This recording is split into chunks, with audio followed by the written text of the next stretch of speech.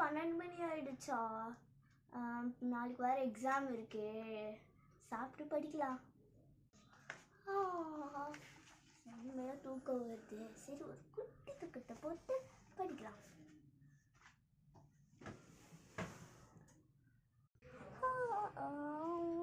என்ன மணி ஆச்சு? ஐயோ, 6 மணி ஆயிடுச்சா? படிக்கணும், நாளைக்கு எக்ஸாம் இருக்கு வர. படிக்கலாம்.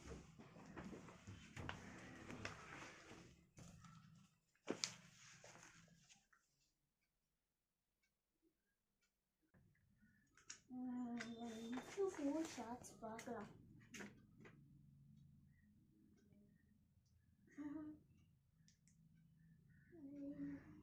செம்மையாக இருக்குது. ஸ்வாதி வந்து சாப்பிடவா? வந்துட்டோமா. என்ன மணி ஆச்சு?